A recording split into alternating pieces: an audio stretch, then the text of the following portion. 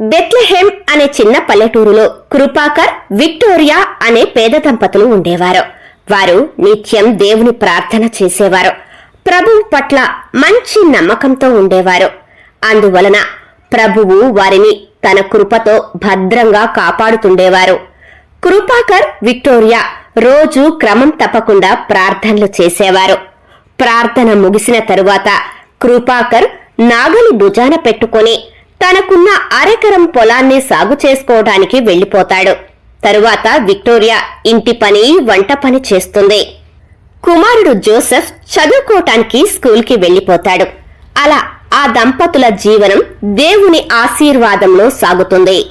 అయితే వారి ప్రవర్తనను దేవుడైన యెహోవా మరియు దుష్టశక్తి అయిన సాతాను ఇద్దరూ గమనిస్తూ ఉంటారు. అలా ఉండగా ఒకరోజు ఎప్పటిలా కృపాకర్, విక్టోరియా ప్రార్థన చేసుకుంటూ ఉంటారు. ఇంతలో వారికి బయట నుంచి ఎవరో గొడవ పడుతున్న శబ్దం వినిపిస్తుంది.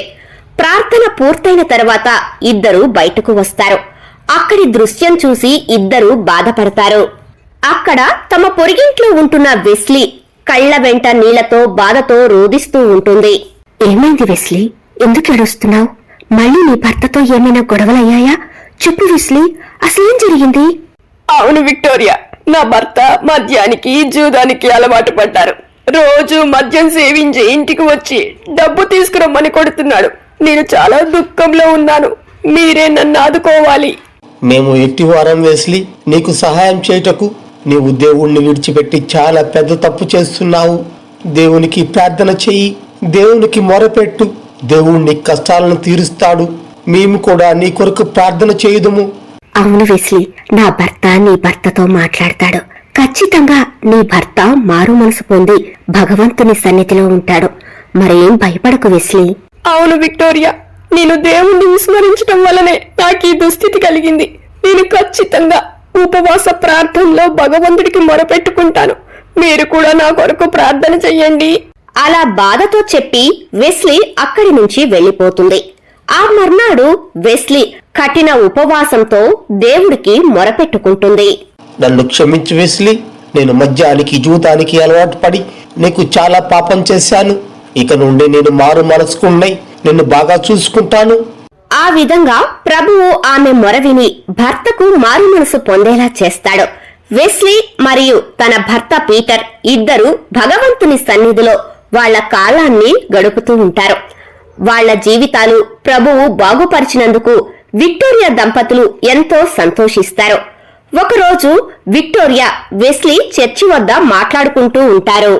అవును విక్టోరియా, ప్రార్థన మొదలుపెట్టిన తర్వాత మేము దేవునికి దగ్గరగా ఉన్నాము. నా ప్రార్థన ఆ తండ్రి ఆలకించాడు. ఇప్పుడు మేము చాలా సంతోషంగా ఉన్నాము. దారి తప్పిపోయిన గొర్రె పిల్ల వలె నేనున్నప్పుడు నువ్వు సహాయపడ్డావు. నీకు చాలా కృతజ్ఞతలు తెలుపుకుంటున్నాను. ఇందులో నేను చేసిందేమీ లేదు వెస్లీ, సువార్త ప్రకటించడమే నా పని. ఆ తర్వాత ఆ దేవుని చిత్తానుసారమే అంతా జరిగింది. ఆ రోజు సాయంత్రం రెండు కుటుంబాలు కలిసి ప్రార్థన చేస్తూ ఉండగా ఇదంతా పైనుండి చూస్తున్న సాతాను నవ్వుకుంటూ ఉంటాడు.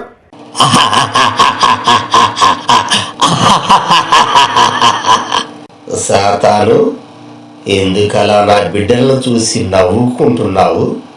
లేదు ప్రభువా, నిన్నటి వరకు జూదం, మద్యపానంలో మునిగి కుటుంబాన్ని పట్టించుకోకుండా నిన్ను ద్వేషించిన వ్యక్తి ఈ రోజు ఆ పెదవులతో నేను నిన్ను ప్రార్థిస్తున్నాడు ప్రభువా. అది నాకు చాలా ఆశ్చర్యాన్ని కలిగిస్తుంది ప్రభువా, అందుకే నవ్వుతున్నాను.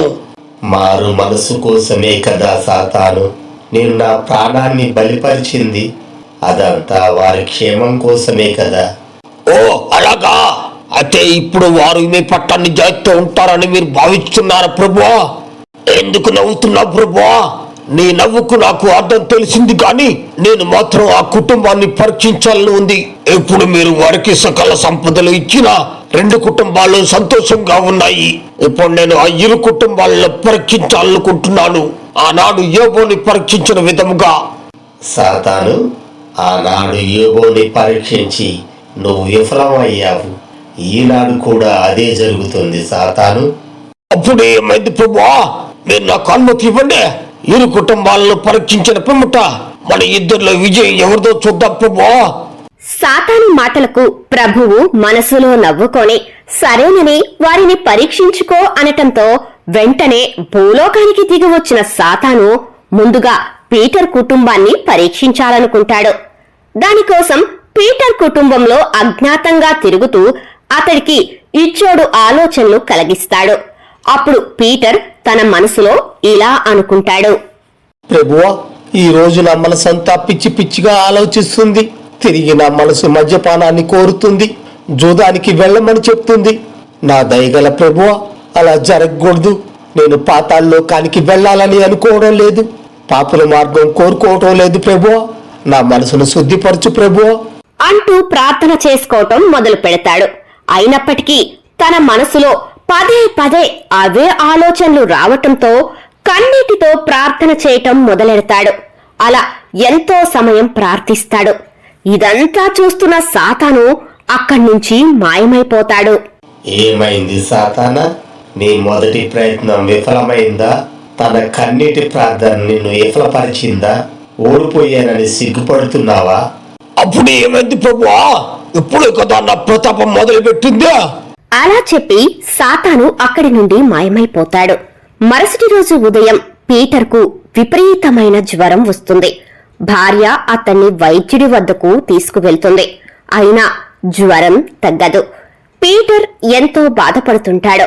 భార్య కన్నీటితో భర్తను కాపాడమని దేవునికి మొరపెట్టుకుంటుంది. ఇదంతా సాతాను ఆడిన పన్నాగమని తెలియని వెస్లీ దేవుణ్ణి దూషించటం ప్రారంభిస్తుంది. ప్రభువా, నేను నీకు ఎంతగానో మొరపెట్టుకున్నాను. 6 రోజులుగా నా భర్త అనారోగ్యంతో బాధపడుతున్నాడు. నేను నీకు ప్రార్థన చెయ్యకముందే బాగుంది. ఇప్పుడు నిన్ను నమ్ముకుంటే మమ్మల్ని కష్టాలు పాలు చేశావు. ప్రభువా, నీకిది న్యాయం కాదు. ఇక నుంచి నేను నిన్ను నమ్మను, నీకు ప్రార్థన కూడా చెయ్యను. అలా సాతాను ప్రభావంతో వెస్లీ ప్రభువును దూషించటం మొదలు పెడుతుంది. ఇదంతా చూస్తున్న సాతాను పెద్దగా నవ్వుతుంటాడు. సాతాను ప్రభు దగ్గరకు వెళ్లి, ప్రభువా, చూసావా, నీ భక్తురాలు నిన్ను దృశించి తప్పు చేసిందా? ఎంత చిన్న నా పరీక్షనే తట్టుకోలేకపోయారు. ఇలాంటి వాళ్ళ నీ భక్తులు? చూడు సాతానా, పుట్టిన ప్రతి బిడ్డ నడకలు నేర్చినప్పుడు తప్పటడుగులు పడును కదా. బిడ్డ కింద పడతాడు, అయినప్పటికీ తిరిగి లేచి మళ్ళీ నడక మొదలు పెడతాడు. ఇది కూడా అంతే. తన తప్పును తాను తెలుసుకుంటుంది, మళ్ళీ మంచి మార్గానికి వస్తుంది. ప్రభువా, నువ్వు ఇలా అనుకుంటున్నావు గానే ఈ మానవులకు కావలసింది సుఖశాంతులు, ధనము, ఆరోగ్యము. ఇవేవి నువ్వు ఇవ్వని తెలిసినప్పుడు నిన్ను ఎవరు నమ్మరు, నీకు ప్రార్థనలు కూడా చేయరు, నిన్ను గడ్డి మొక్క వలె తుంచివేయుదురు. నీకు ప్రియమైన భక్తులు కూడా అలాంటి వాళ్లే. అన్ని నిరూపిస్తాను. సాతాను అలా చెప్పి వెంటనే పీటర్ పండించిన పంట పొలంలో ప్రవేశించి పంటను మొత్తం నాశనం చేస్తాడు. భర్తకు అనారోగ్య కారణంగా ఆ రోజు వెస్లీ ఒక్కతే పొలానికి వస్తుంది. నాశనమైన పంటను చూసి దుఃఖిస్తుంది. ప్రభువా, నా కుటుంబం బ్రతికేదే ఈ పంట మీద. ఇప్పుడు పంటను మొత్తం నాశనం చేశావా? నేను ఏ పాపం చేశాను? తెలిసి తెలియక ఏమైనా తప్పు చేసి ఉంటే నన్ను క్షమించు ప్రభువా. ఈ ఘోరాన్ని నేను తట్టుకోలేకపోతున్నాను. నా ప్రార్థనని ఆలకించు ప్రభువా. నా తండ్రి, నా యెహోవా, నన్ను కరుణించు అంటూ కన్నీటి ప్రార్థన చేస్తుంది. అలా కన్నీరు మున్నీరవుతూ ఇంటికి దిగులుగా వస్తుంది.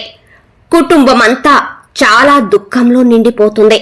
ఆ మరుసటి రోజు ఉదయం విపరీతమైన గాలితో వర్షాలు మొదలవుతాయి.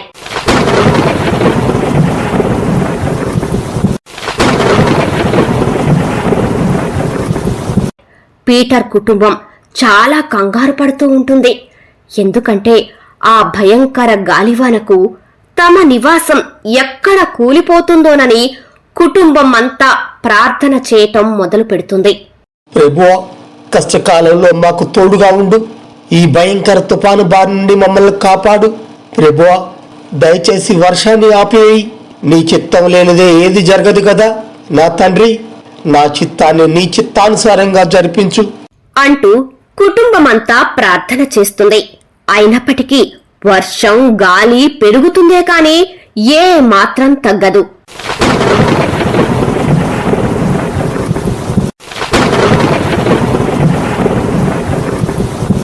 ఉన్నట్టుండి భయంకరమైన గాలి వచ్చి పీటర్ ఇంటి కప్పు ఎగిరిపోతుంది. ఉన్న ఒక్క నీడ పోవటంతో పీటర్ కుటుంబం పక్కనే ఉన్న చెట్టు కింద వర్షంలో తడుస్తూ రోదిస్తూ ఉంటారు. ప్రభువా, కష్టకాలంలో మాకు తోడుగా ఉండు. మేము ఇల్లు కోల్పోయాము. ప్రభువా, దయచేసి వర్షాన్ని ఆపివేయి. నీ చిత్తం లేనిదే ఏదీ జరగదు కదా. నా తండ్రి, నా చిత్తాన్ని నీ చిత్తానుసారంగా జరిపించు నా ప్రభువా. ఎందుకు మమ్మల్ని పరీక్షిస్తున్నావు? ఈ కష్టాన్ని తట్టుకోలేకపోతున్నాను. నా తండ్రి, నా ప్రభువా, మా మీద దయ చూపించు ప్రభువా. కనపడని నా శత్రువుతో పోరాటం చేస్తున్నాను. నా తండ్రి, దయ చూపించు అంటూ భోరున విలపిస్తాడు. ఇదంతా పక్కనే ఉన్న కుమారుడు అయోమయంగా చూస్తూ ఉంటాడు. ఇంతలో సాతాను ఆ బాలుడిలో ప్రవేశిస్తాడు. ఓ నా తండ్రి, మీరు దుఃఖించవద్దు. ఆ ప్రభువు మనకి ఏం సాయం చేశాడని దుఃఖిస్తున్నారు? మనకు పంట లేకుండా చేశాడు, ఇల్లు లేకుండా చేశాడు. మీరు ప్రభువును దూషించి మరణించినా బాగుండును. ఓ నా బిడ్డ, నువ్వు అలా మాట్లాడవద్దు. ఇదంతా సాతాను పరీక్ష అని నేను భావిస్తున్నాను. పాత నిబంధన నీకు గుర్తుందా? యోబుకి ఎలాంటి పరీక్ష సంభవించింది, కాని అతడు ఏనాడు ప్రభువును దూషించలేదు. ఇంకా ఎక్కువ ప్రార్థన చేశాడు.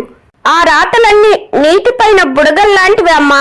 మీరు వాటిని అనుసరించడం సరైన పద్ధతి కాదు. కుమారుడి మాటలకు పీటర్ చిరునవ్వు నవ్వుతాడు. సాతాను కుమారుని శరీరాన్ని విడిచి వెళ్లిపోతాడు. అలా కొన్ని రోజులు గడుస్తాయి. వారి కష్టాలు రోజు రోజుకు పెరిగిపోతాయి. కొడుకు అనారోగ్యం కారణంగా బాధపడుతూ ఉంటాడు. ఆ ప్రభువు నన్ను రమ్మని పిలుస్తున్నాడు. నేను పరలోకం చేరలేనా ప్రభువా? ఏంటండి, కుమారుడు ఇలా బాధపడుతుంటే మీరు ప్రార్థనలు చేస్తున్నారా? ఆ ప్రభువు మన మీద కనికరం చూపించటం లేదు. ఆయన మూగబోయాడు. మన కుమారుడు ప్రాణాల కోసం పోరాడుతున్నారు. మీరే ఏదైనా చెయ్యండి. నేను ఆ ప్రభువుకు మొరపెట్టుకోవటం తప్ప మరేం చేయలేను. వైద్యులందరూ ఏం చేయలేకపోయారు. ఆ పరమ వైద్యుడే ఏమైనా చేయాలి. అప్పుడు పీటర్ భార్య శరీరంలో సాతాను ప్రవేశిస్తాడు. ప్రభువు ఏం చెయ్యలేని స్థితిలో ఉన్నాడు. మన అబ్బాయి ప్రాణం కంటే నీకు ప్రభువు ఎక్కువైపోయాడా? ఇకనైనా ప్రభువు మాటలు వీడి మన అబ్బాయిని బ్రతికించే ప్రయత్నం చెయ్యండి, లేదా ఆ ప్రభువును దూషించి మరణించండి. అలా భార్య దూషిస్తూ మాట్లాడుతూ ఉండగానే కుమారుడు మరణిస్తాడు. దానిని చూసి భార్యాభర్తలిద్దరూ బోరున ఏడుస్తూ ప్రార్థన చేస్తారు. కొద్ది రోజులకు పీటర్కు విచిత్రమైన వ్యాధి వస్తుంది. వెస్లీ, ఆ ప్రభువు నన్ను పరీక్షిస్తున్నాడు. నా నుంచి నువ్వు దూరంగా వెళ్ళిపో. ఈ వ్యాధి నీకు సంక్రమిస్తుంది. వెళ్ళిపో వెస్లీ, వెళ్ళిపో. ఇకనైనా ప్రభువు మాటలు వీడి ప్రభువును దూషించి మరణించండి అంటూ శరీరంలో ప్రవేశించిన సాతాను పదే పదే పీటర్ను రెచ్చగొడుతూ మాట్లాడతాడు. అయితే పీటర్ మాత్రం ఆ మాటలు వినకుండా విపరీతమైన కన్నీటి ప్రార్థన చేస్తాడు. భార్య అతన్ని విడిచి వెళ్లిపోతుంది. పీటర్ వ్యాధితో బాధపడుతూ ప్రభువును ప్రార్థిస్తూ ఉంటాడు. ప్రభువా, ఈ కష్టం నేను భరించలేకపోతున్నాను. నా సిరి సంపదలు కోల్పోయాను. భార్య బిడ్డలను దూరం చేసుకున్నాను. ఇప్పుడు ఈ వ్యాధితో నా ప్రాణం కూడా కోల్పోతున్నాను. ఇది నీ చిత్తమైతే నన్ను పరలోకానికి చేర్చు తండ్రి. లేదంటావా? నన్ను స్వస్థపరచు ప్రభువా, నా ప్రభువా, నా తండ్రి అంటూ కన్నీటి ప్రార్థన మొదలు పెడతాడు. అప్పుడు సాతాను అతడి ముందు ప్రత్యక్షమై, పీటర్, నేను సాతాన్నే. చూచావా ప్రభు ఏం చేశాడో? ప్రభువా, ప్రభు అంటివి. ఎంత పిలిచినా నీ దగ్గరికి అతను రాలేదు. ఇప్పుడు నువ్వు ఆ ప్రభువును దూషించు. నువ్వు కోల్పోయిన సిరి సంపదల్లో నీకు నేను ఇస్తాను. ఏమంటావు పీటర్? సాతాను, నువ్వు అనుకున్నది ఎన్నటికీ జరగదు. నా తండ్రి అయిన ప్రభువు సృష్టికర్త, లయకారుడు. ఆయన నన్ను తప్పక కాపాడుతాడు. నువ్వు నన్ను మార్చకు. ఒకవేళ నా ప్రాణం ఆయనకు కావాలి అనుకుంటే నేను అర్పించటకు సిద్ధంగా ఉన్నాను. అంతేకాని నా ప్రభువు, నా తండ్రిని నేను దూషించను. నా తండ్రి నన్ను కాపాడుతాడు. లేదు పీటర్, ప్రభువు నీకేమి చేయుడు. నా మాట విను. నువ్వు కోల్పోయినది మొత్తం నీకు తిరిగి తీసుకురాగలను. ప్రభువును దూషించు, ప్రార్థనల మానివి అలా సాతాను పదే పదే పీటర్ను మాయమాటలతో రెచ్చగొట్టినప్పటికీ పీటర్ ఏ మాత్రం సాతాను మాట ఆలకించాడు. ఇక చేసేదేమీ లేక సాతాను అక్కడ్నుంచి మాయమైపోయి ప్రభువును చేరుకుంటాడు. ప్రభువా, ఇతను నేను నమ్ముకొని నీ మీదనే ఆధారపడి ఉన్నాడు. నేనెంత పెట్టినా సర్వం కోల్పోయి ప్రాణం పోయే పరిస్థితిలో ఉన్నప్పటికీ నిన్నే వేడుకుంటున్నాడు ప్రభువా. ఇదే కదా నిజమైన భక్తి సాతానా. ఆ క్షణమే పీటర్కు ప్రభువు ప్రత్యక్షమవుతారు. ఒక్కసారిగా తన తండ్రి ప్రభువైన యెహోవా కళ్ల ముందు కనిపించేసరికి పీటర్ ఆనందాశ్చర్యాలతో మునిగిపోతాడు. ఆహా, నా తండ్రి ప్రభువా, వచ్చావా? నా కోసం వచ్చావా? పీటర్, నా స్వహస్తాలతో నిన్ను స్వస్థపరుచున్నాను. నువ్వు కోల్పోయినదంతా తిరిగి నీకు లభ్యమవుతుంది. కోల్పోయిన నీ సంపద 4 గింతలవుతుంది అని దీవించి అదృశ్యమైపోతాడు. వెంటనే తన వ్యాధి మొత్తం పోతుంది. కుమారుడు వెస్లీ పక్కనే ఉంటారు. కోల్పోయిన పంట 2 కూలిపోయిన ఇల్లు బంగ్లాగా మారుతుంది. అలా కుటుంబమంతా చాలా సంతోషంగా ఉంటారు.